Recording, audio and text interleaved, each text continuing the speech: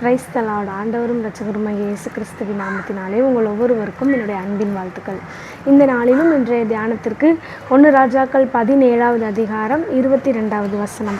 கர்த்தர் எலியாவின் சத்தத்தை கேட்டார், பிள்ளையினுடைய ஆத்துமா அவனுக்குள் திரும்பி வந்தது, அவன் பிழைத்தான். எனக்கு அருமையான கர்த்தருடைய பிள்ளைகளே, இந்த பகுதியில் நீங்கள் வாசித்து பார்த்தீங்க அப்படின்னு சொன்னால், துவக்கத்தில் சொல்லப்பட்டிருக்குது, இஸ்ரவேல் தேசத்தில் ஒரு பஞ்சம் உண்டாகுது. அந்த பஞ்சத்துக்கு விலக்கி எலியாவை தேவன் காத்து கொள்ளும்படியாக சாரிபாத் அப்படிங்கிற ஒரு கிராமத்துக்கு எலியாவை அனுப்புகிறாரு. அங்கே ஒரு விதவையின் மூலமாக தேவன் எலியாவை போஷிக்கிறத நம்ம பார்க்குறோம். அதை தொடர்ந்து வர்ற வசனங்களை வாசித்து பார்த்தீங்க அப்படின்னு சொன்னால், அந்த விதவையினுடைய மகன் ஒரு பலவீனத்தின் நிமித்தமாக அவன் மரித்து போகிறான்.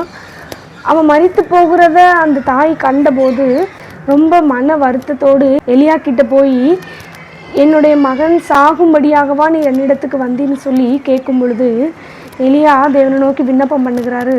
எலியாவுடைய ஜபத்தை கர்த்தர் கேட்டு மறுபடியும் அந்த பிள்ளை உயிர் தெழும்படியான காரியங்களை தேவன் செய்ததை நம்ம இதில் பார்க்குறோம். நம்மளுடைய வாழ்க்கையிலையும் நம்மளுடைய எல்லா சூழ்நிலையிலையும் நம்ம கர்த்தரை நோக்கி கூப்பிடும் பொழுது அவர் நம்மளுடைய சத்தத்தை கேட்கறதுக்கு அவர் வல்லமை உள்ளவராக இருக்கிறாரு. நம்ம என்ன செய்யணும் அப்படின்னு சொன்னால், அவரை நோக்கி எல்லா சூழ்நிலையிலையும் கூப்பிட பழகணும். வசனம் சொல்லப்பட்டிருக்குது, என்னை நோக்கி கூப்பிடு என்பதாக சொல்லப்பட்டிருக்கிறது. அவரை நோக்கி கூப்பிடும் பொழுது நம்மளுடைய சத்தத்திற்கு தேவன் செவி சாய்க்கிறவராக இருக்கிறாரு. நம்மளுடைய விண்ணப்பத்திற்கு தேவன் பதில் கொடுக்கிறவராக இருக்கிறாரு.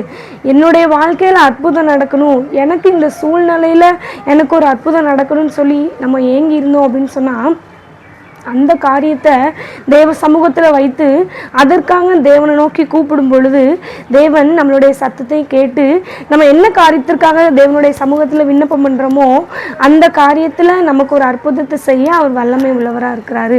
இந்த நாளிலும் இதை பார்த்து கொண்டிருக்கிற அருமையான கர்த்தருடைய பிள்ளைகளே, உங்களுடைய வாழ்க்கையிலையும் ஒருவேளை என்னுடைய சத்தத்தை தேவன் கேட்பாரா, என்னுடைய சத்தத்திற்கு தேவன் செவி சாய்ப்பாரான்னு சொல்லி கேள்வியோடு இருந்தீங்க அப்படின்னு சொன்னால், நீங்கள் கர்த்தரை நோக்கி கூப்பிடுங்க. என்னோட வாழ்க்கையில் அற்புதம் நடக்காதா அப்படிங்கிற கேள்வியோட யாராவது இருந்தீங்க அப்படின்னு சொன்னால், கர்த்தரை நோக்கி கூப்பிடுங்க. உங்கள் சத்தத்தை தேவன் கேட்டு உங்களுடைய வாழ்க்கையிலையும் அவர் அற்புதம் செய்து உங்களை ஆசீர்வதிப்பார். எனவே இதை பார்த்து கொண்டிருக்கிற நீங்கள் உங்களுடைய வாழ்க்கையில் எல்லா சூழ்நிலையிலையும், கஷ்டமான சூழ்நிலையிலையும் கடினமான சூழ்நிலையிலையும் கர்த்தரை நோக்கி கூப்பிடுங்க. நீங்கள் என்ன காரியத்துக்காக கர்த்தரை நோக்கி கூப்பிடுறீங்களோ அந்த காரியத்தில் தேவன் உங்களுடைய வாழ்க்கையில் ஒரு அற்புதத்தை செய்து உங்களை ஆசீர்வதிப்பார். God bless you.